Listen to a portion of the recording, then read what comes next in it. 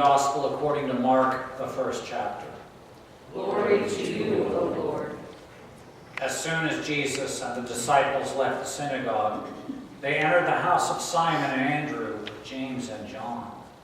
Now Simon's mother-in-law was in bed with a fever, and they told him about her at once. He came and took her by the hand and lifted her up. Then the fever left her, and she began to serve them. That evening at sundown, they brought to him all who were sick or possessed with demons. And the whole city was gathered around the door, and he cured many who were sick with various diseases and cast out many demons. And he would not permit the demons to speak, because they knew him.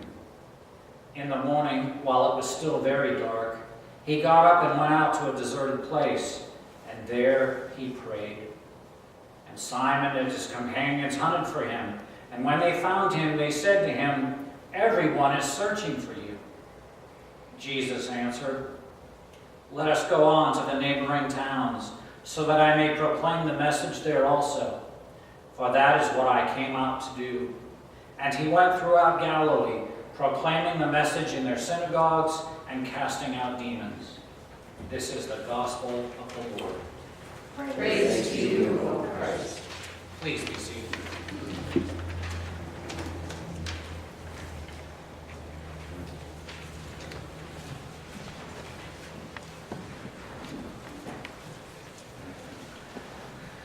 There are a number of things that are inferred in this gospel, and I like to point them out just to have a little fun with them. But one of the first things that they kind of allude to is that after Jesus cast out a demon in the temple, or in the synagogue, they went a few doors down to Simon's house.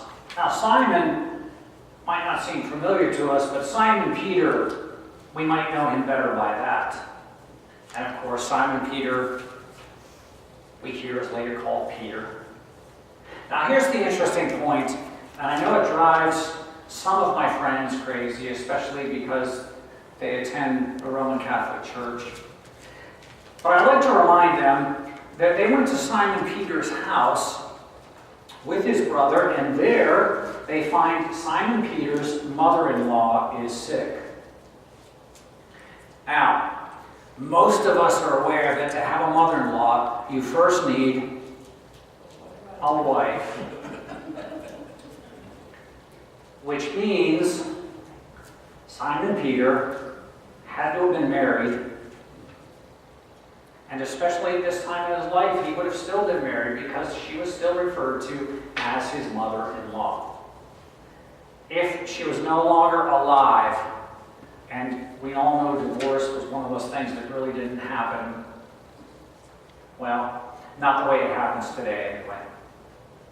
She would not then have been referred to as his mother-in-law, and most certainly she would not have been living in the house where he was living. So that means, contrary to popular belief, at one time, the first pope of the church was married. I love pointing that out. I also like to point out that it wasn't until Gregory VII in 1057 actually outlawed priests from being married. So for the first 1,000 years of the church, it was okay. Okay, the other inference that we need to look at today is this, that they came out of the synagogue. And the only reason they would be in the synagogue, as we heard last week, was because it was the day of the Sabbath. That's very important for us this morning. It is the day of the Sabbath, and in the temple, we heard from last week's reading that a person possessed by a demon or an evil spirit came in, and Jesus cast this out of this person. And then after he gets done with that, he takes a few steps out and he goes to Simon Peter's house. Now, how do we know it's just a few steps away? Well, it kind of tells us that in the gospel. But we also have some archaeological evidence. In Capernaum, they have unearthed the synagogue. They believe it's the synagogue where Jesus actually taught. And they've unearthed some of the houses, some of the dwellings that were close by. And they believe they have found the house where Simon Peter once lived. And it is literally, if you would go out the front door of our church, take a left, go to our neighbor's house, that's how far away it is. So it is very close by.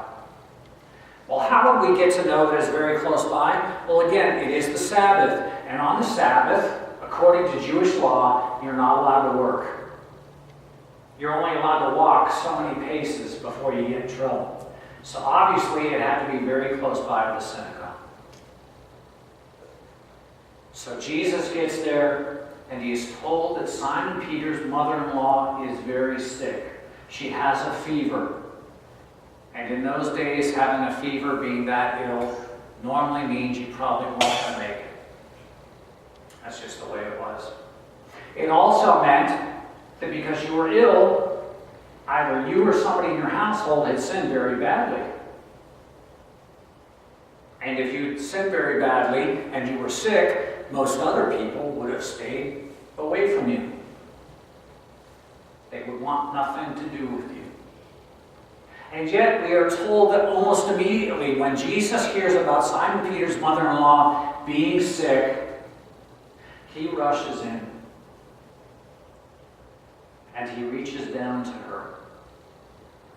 He takes her by the hand and she is healed.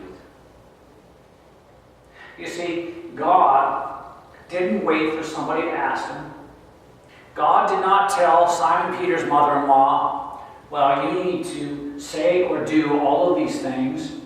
You don't have to change your life. You don't have to do all of this other stuff. You don't have to jump over this box. You don't have to repeat these things 55 times. You don't have to do anything special. God just reaches down and heals her. He restores her to wholeness. You see, God comes to us where we are. And he doesn't say, I'm going to make you mine because you are perfect. Rather, God says, you are mine, and I will make you perfect. I will heal you. I will care for you. I will call you my beloved child. Whether or not she had ever sinned in her life, which I'm sure being a normal human being, she probably did. But to God, that did not matter. So God reached his hand out, took her by the hand and healed her, and what was her response to that? Did she jump up and down? Did she run around through the neighborhood? What is it that she did after she was healed? In Scripture, it simply says she served him.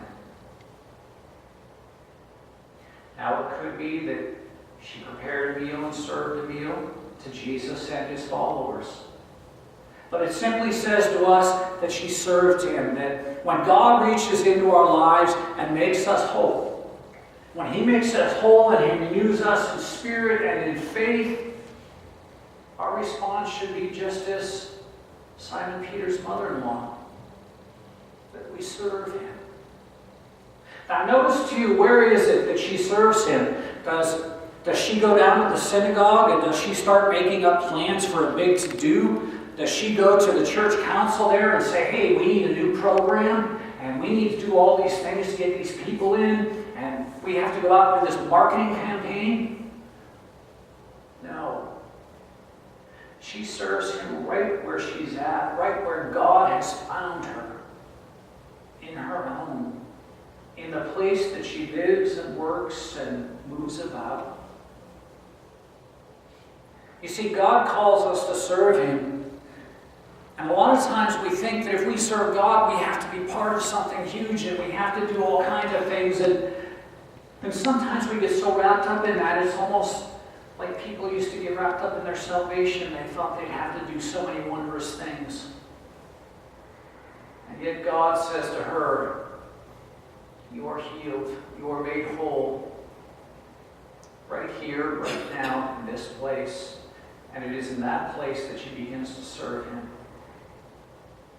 Now I imagine that not only did she make him a meal, and I'm sure not only did she make everybody that was with him, including her son-in-law, comfortable, but I'm sure that the rest of her life, every day, she probably told the story of how Jesus came into her life and how she touched him, or touched her by the hand, and she was made new, that she was restored. She was healed in a way that nobody else could heal. That she felt this peace and this love that she had never experienced before. And she did it in the comfort of her own home, and in the comfort of her own neighborhood, in the comfort of all of her friends, and in the comfort of all the people that she may have worked with or talked with or intermingled with. And you see, that's what God calls us to do too. He doesn't tell us that our ministry has to be this big, grandiose plan. He doesn't tell us that you guys have to have all these grand programs or you have to have all these special things going on. In fact, he doesn't even say you have to do it at church. Just do it where you're at. You see, this woman was honoring the Sabbath where she was at. She was not in the synagogue because she wouldn't be allowed in the synagogue, but she was honoring the Sabbath in her own home. She was doing it because she was serving God and serving others in His name. A lot of times we talk about how it is that we are to minister to others, how it is that we are to serve others. And so many times we talk about those people around us, right in front of us. That we can serve God by serving them. Jesus told His disciples and told others that when you feed the hungry, when you clothe the naked, when you give the thirsty something to drink, when you visit the sick or visit those in prison, when you do it to the least of these, you do it for me. Doesn't talk about any grand plans, doesn't talk about any massive programs, rather it talks about people and about doing everyday common things to those who are around us, who need love, who need to feel like they matter, who need to feel like they matter to you and they matter to God.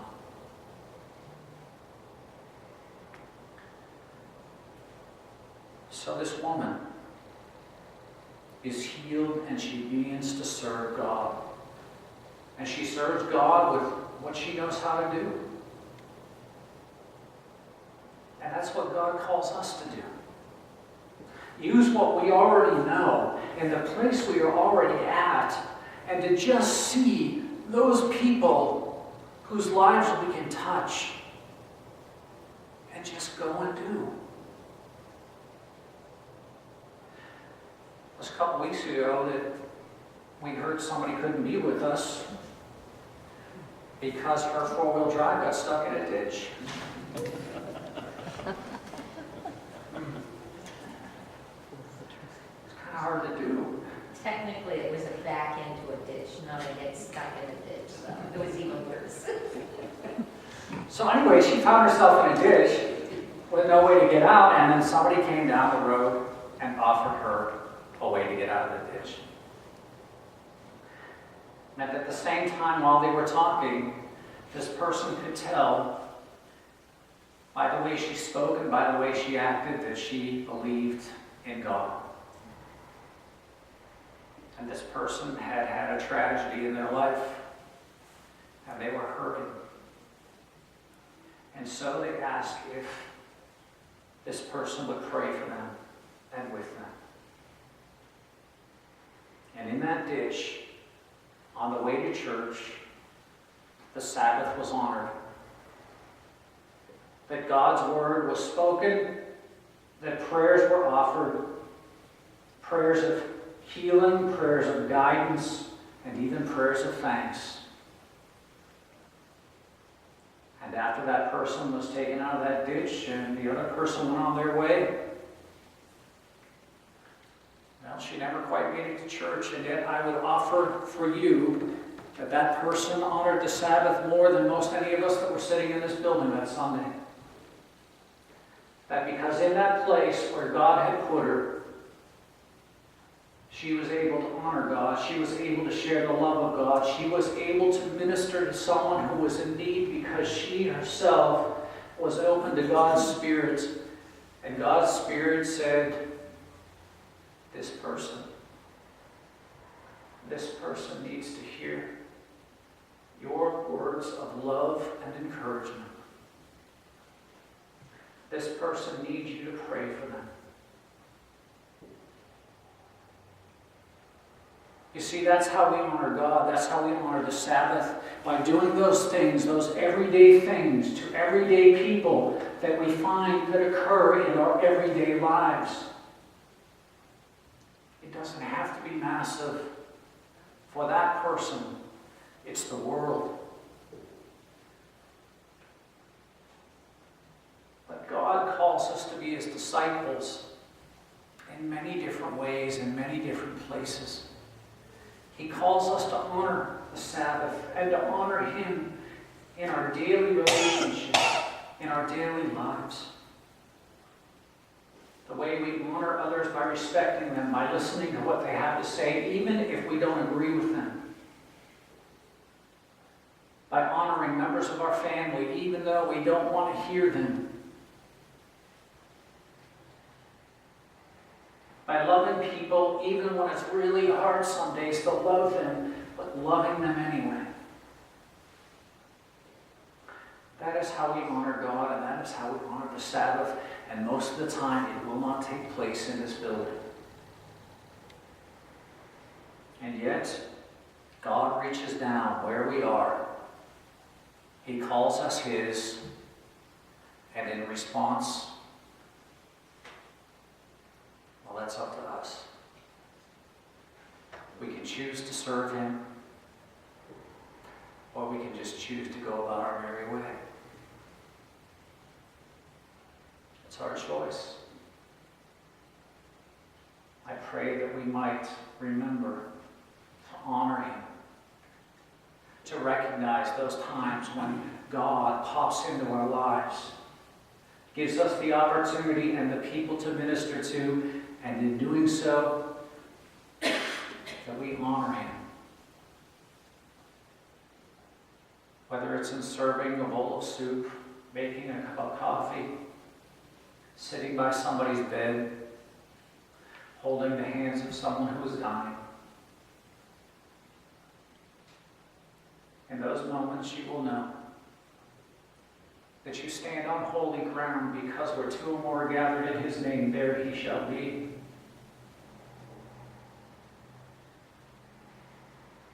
And then you will feel His hand and hear His voice.